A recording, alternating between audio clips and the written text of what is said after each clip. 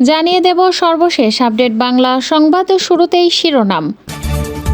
DB প্রধান হারুন ও তার স্ত্রীর আমেরিকায় অবৈধ সম্পদের সন্ধান পেয়েছে মার্কিন গোয়েন্দা FBI, ফেঁসে যাচ্ছে প্রধানমন্ত্রী।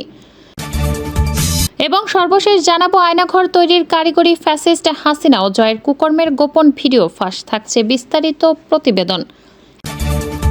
এতক্ষণ শুনছিলেন সংবাদ শিরোনাম, এখন থাকছে বিস্তারিত। ডিবি প্রধান হারুন পুলিশ নামধারী এক ভয়ঙ্কর দুর্বৃত্তের অজানা অধ্যায়। কর্মজীবনের শুরু থেকে ব্যবসায়ীদের কাছ থেকে চাঁদা আদায়, জমি দখল, গ্রেপ্তার, বাণিজ্য ইত্যাদি নানা প্রকল্পের মাধ্যমে ৮-১০টা অসৎ কর্মকর্তার মতো নিজেকে তুলে ধরেছিলেন হারুন।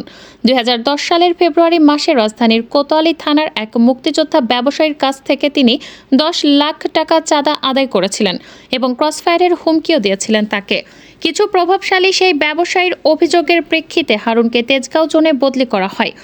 কিশোরগঞ্জের মিঠামইনে বাড়ি হওয়ার সুবাদে আওয়ামী শাসন আমলের শুরু থেকেই তৎকালীন জাতীয় সংসদের স্পিকার আব্দুল হামিদের নাম ভাঙিয়ে তিনি নানা রকম অপকর্ম করেও পার পেয়ে যান। ওই সময় তিনি নিজেকে স্পিকারের ভাতিজা বলেও পরিচয় দিতেন। আব্দুল হামিদ রাষ্ট্রপতি হওয়ার সাথে সাথে হারুনের প্রভাব বহুগুণে বেড়ে যায়।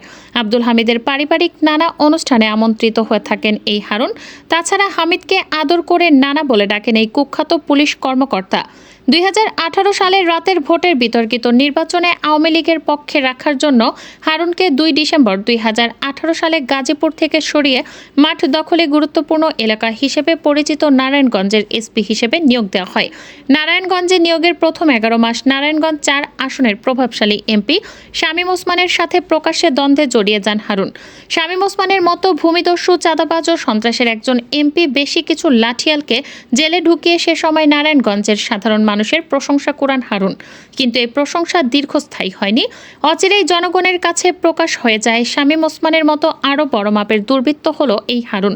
মূলত টাকা পয়সা, ভূমি দখল, চাঁদাবাজিতে শামীম ওসমানকে ছাড়িয়ে নারায়ণগঞ্জের একক বস হিসাবে আবির্ভূত হতে চেয়েছিলেন হারুন। অবশেষে দুজনের সমঝোতায় পৌঁছান এবং পহেলা বৈশাখের অনুষ্ঠানে এক টেবিলে শামীম ওসমান ও হারুনকে ভাত খেতে দেখা যায়। তারপরেই ডিবি প্রধান হারুনকে নারায়ণগঞ্জ থেকে বদলি করে ডিএমপিতে পাঠানো হয় ২০২০ সালের ১৪ই মে। এই সময় তার পদবি হয় অতিরিক্ত মহাপরিদর্শক। এই পদায়নের ২ বছরের মাথায় ২০২২ সালের মে মাসে হারুনকে ডিআইজি পদমর্যাদায় ভূষিত করা হয়। নিয়ম অনুযায়ী তাকে আরও ১ বছর এই পদের জন্য অপেক্ষা করার কথা ছিল, অর্থাৎ আইন না মেনে ৩ বছরের পরিবর্তে ২ বছরের মাথায় অ্যাডিশনাল ডিআইজি থেকে হারুনকে ডিআইজি করা হয়। হারুন বর্তমানে ডিএমপির ডিবি পুলিশের প্রধান হিসেবে দায়িত্ব পালন করেছে। ডিবি প্রধান হিসেবে হারুন একের পর এক ঔদ্ধত আচরণ প্রদর্শন করে চলেছেন। কোনো থানার ইকুইজেশন অর্ডার তোয়াক্কা না করে তিনি রাতের আধারে বিএনপির শীর্ষ নেতৃবৃন্দকে আটক করেছিলেন। এছাড়া বিশিষ্ট আলেম মামুনুল হক ও ব্যবসায়ী নাসিরকে আটক রেখেছিল এবং এখনও যখন যাকে ইচ্ছা আটক করে চলেছেন। হারুনের ক্ষমতার মূল উৎস হল সাবেক রাষ্ট্রপতি আব্দুল হামিদ। এই রাষ্ট্রপতির প্রভাব খাটিয়ে হারুন তার পদোন্নতি এবং টানা ৩ বারের মতো শ্রেষ্ঠ পুলিশ সুপার পুরস্কার অর্জন করেছে। সে সময় আব্দুল হামিদ রাষ্ট্রপতি থাকা অবস্থায় তাকে মদ ও নারীতে মনোরঞ্জন করেন হারুন। নিঝুম রুবিনা থেকে শুরু করে হালের জনপ্রিয় মডেলদের সাথে সাক্ষাৎ করে তাদের বিভিন্ন জায়গায় সাপ্লাই দিয়ে নিজের আখের গুছিয়ে নেন হারুন। অথচ মুখোশের আড়ালে হারুনের এই চরিত্র অনেকেরই অজানা। সজীব ওয়াজেদ জয় আপাতমস্তক মিথ্যায় ভরা তথাকথিত আওয়ামী কীর্তিমান। পাবলিক অ্যাডমিনিস্ট্রেশনে লেখাপড়া করলেও নিজেকে পরিচয় দেন কখনো আইটি বিশেষজ্ঞ, আইটি বিজ্ঞানী বা কম্পিউটার বিজ্ঞানী হিসাবে। বিশ্বের ২টি বেসরকারি ব্যাকগ্রাউন্ড চেক প্রতিষ্ঠানের তথ্য উপাত্তে দেখা যায় আমেরিকাতে জয় কোনোদিন কোথাও কোনো চাকরি করেনি।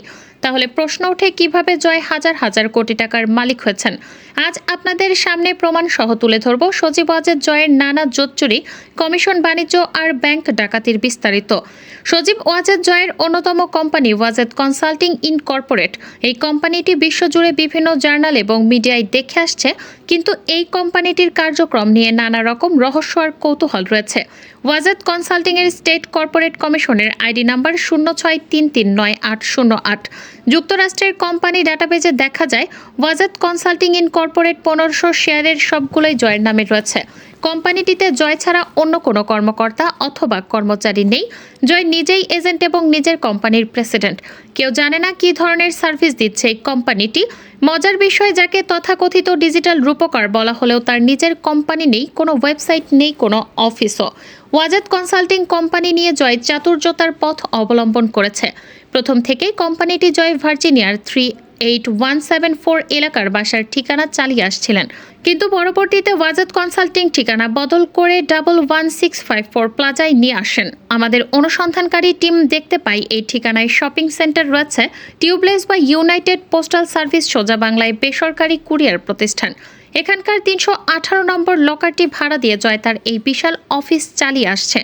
এমনকি হাস্যকরভাবে নথিতে অফিস সময় উল্লেখ করা হয়েছে সোমবার থেকে শনিবার সকাল 8টা থেকে সন্ধ্যা 6টা পর্যন্ত। 1998 সাল থেকে জয় যুক্তরাষ্ট্রের বেশ কিছু ব্যবসা বাণিজ্য শুরু করে, তার মধ্যে অন্যতম ছিল এমপিআই ও এন ইনকর্পোরেট। সেই সময়কার প্রধানমন্ত্রী শেখ হাসিনার মাধ্যমে জয় প্রায় $8 মিলিয়ন এই কোম্পানিতে ইনভেস্টমেন্ট করে। 20 মে 1998 সালের টেক্সাসের ডালাস এলাকার 5723 ডাম্পার ঠিকানায় নোভাবিডি ইন্টারন্যাশনাল নামে একটি কোম্পানি চালু করে জয়। তখন যার ব্যবসায়িক পার্টনার ছিলেন সাইফুল আমিন ভূঁইয়া এবং মাহবুবুর রহমান। 2008 সালে মঈন ফখরুদ্দিনের মাধ্যমে শেখ হাসিনার ক্ষমতায় আসার পরপরই 2009 সালে Blue Ridge Investment and Finance নামের একটি কোম্পানি চালু করে যায়। Company state corporation commission ID number S269707। এই কোম্পানির মাধ্যমে মার্কিন তেল কোম্পানি স্যাভরনকে বিনা টেন্ডারে 12 বিলিয়ন কাজ পাইয়ে দিতে তৌফিক ইলাহি ও জয় দুজনে মিলে $5 বিলিয়ন ঘুষ নিয়েছে।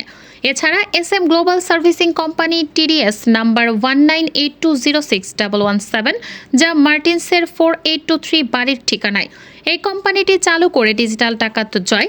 এই কোম্পানির মাধ্যমে তার অবৈধ VOIP ব্যবসা পরিচালিত হয়। 2902 কোটি টাকা ব্যয়ে নির্মিত বঙ্গবন্ধু স্যাটেলাইট প্রজেক্ট থেকে $42 মিলিয়ন, যা বাংলাদেশি টাকায় 353 কোটি টাকা কমিশন বাণিজ্য হিসেবে পেয়েছে সজীব ওয়াজেদ জয়।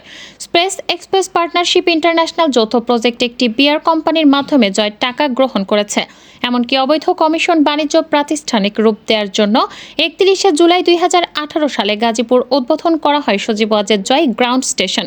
দেশের উল্লেখযোগ্য কয়েকটি খাত থেকে জয়ের শুধুমাত্র কমিশন বাবদ লুটপাটের যে তথ্য পাওয়া গিয়েছে তা হলো বিদ্যুৎ এবং জ্বালানি খাত থেকে 26,000 কোটি টাকা, ভিআইপি খাত থেকে 9,500 কোটি টাকা, সরকারের তথাকথিত আইসিটি উপদেষ্টা হিসেবে প্রতি মাসে বেতন 1,60,00,000 টাকা হিসেবে 15 বছরে 480 কোটি টাকা, রাশিয়া থেকে $1 বিলিয়ন অস্ত্র কেনার কমিশন বাবদ 120,40,00,000 টাকা, আন্তর্জাতিক দরমূল্যের চেয়ে 20 গুণ বেশি খরচে 60,000 কোটি টাকার পায়রা প্রকল্পের কমিশন বাবদ 8,000 কোটি টাকা, 12,000 কোটি টাকার পদ্মা সেতুর খরচ বাড়িয়ে করা হয় 35,000 কোটি টাকা। এই প্রকল্প থেকে 70 কোটি টাকা কমিশন নিয়েছে জয়। জয়ের সকল অবৈধ অর্থের তথ্য অনেকের কাছেই রয়েছে, যা ইতোমধ্যে পত্রিকায় প্রকাশিত হয়েছে। অবৈধ প্রধানমন্ত্রীর তথ্য উপদেষ্টা সজীব ওয়াজেদ জয় ব্যাংকের গোপন কোড ব্যবহার করে বাংলাদেশ ব্যাংকের বৈদেশিক মুদ্রা রিজার্ভ ব্যাংক থেকে 800 কোটি টাকা ডিজিটাল পদ্ধতিতে ডাকাতি করে 2016 সালের 4 ফেব্রুয়ারি